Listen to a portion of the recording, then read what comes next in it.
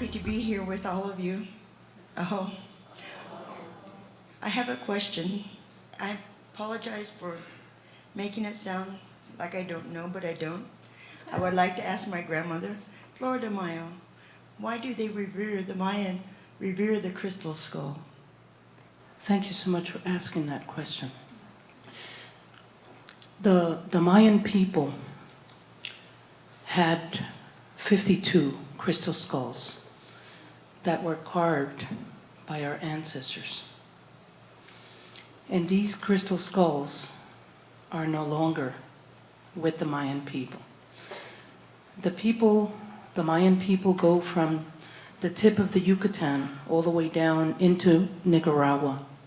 And so these skulls were the keepers of knowledge. These skulls were our computers. These skulls kept the information of time. They guided us with everything that we did, whether it was astronomy, farming, calendar keeping, everything that was the way of the Maya. They were made in different stones: jade, jasper, crystal, whatever stone that we had.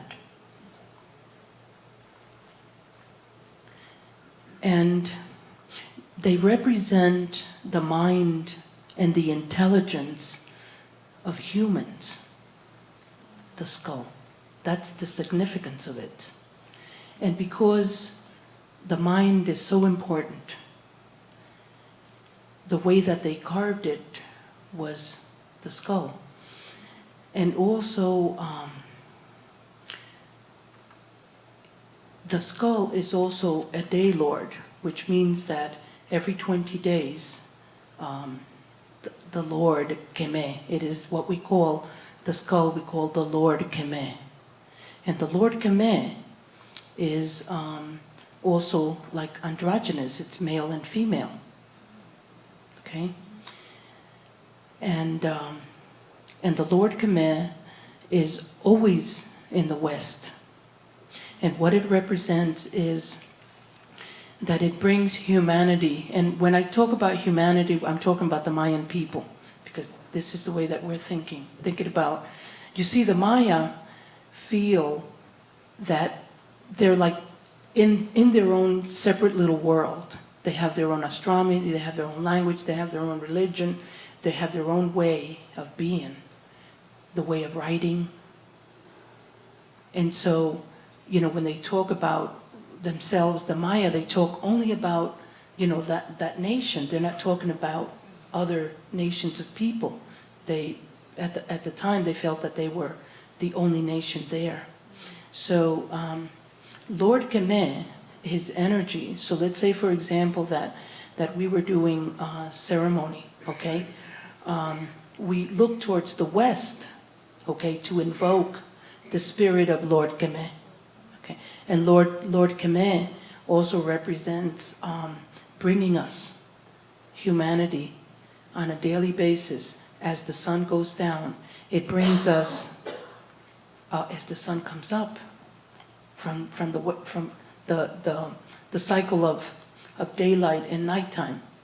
The cycle will bring us from the darkness into the light, into the dawn. So we say that we repeatedly, on a 24-hour basis, we are coming into that darkness and into the light.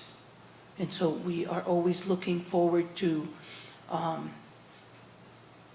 moving on into a better place, with the light.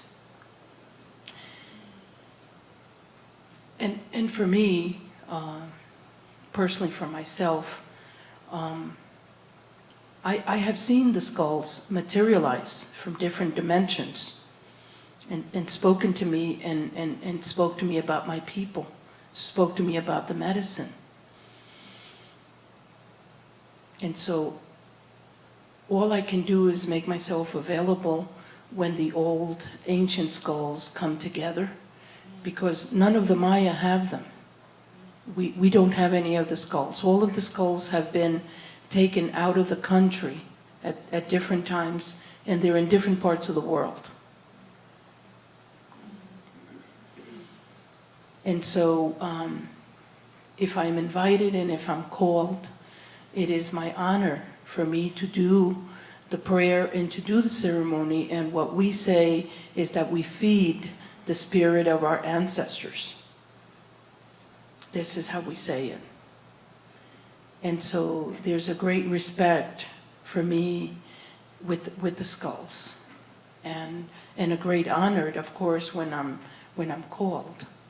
So I wanted to thank you so very much, for asking, because sometimes we don't know. But the other thing that I wanted to share, that it's really, really important, is that they have no way of finding out how these skulls were carved, okay? And also the Mayan people had no tools, okay? How did they carve all these things? How did they carve the stones? When I was home, and I was at a gathering about 5 years ago, there were some elders that were talking about a vessel that they found. And they spoke of this vessel. And the vessel tipped, and when it tipped, it carved the stone. And it was an herbal mixture, and it was like acid. And so everybody's now beginning to think that these applications of this herbal acid is how they did the writings on stones and how they carved the skulls. And so there's a part of me that feels like I have found the mystery of how they've been carved, because when they look them up in like high magnification, the only thing you see is like little hair brushes, and that is the streaks of the herbs. Thank you. Thank you, Sister Grandmother. Thank you.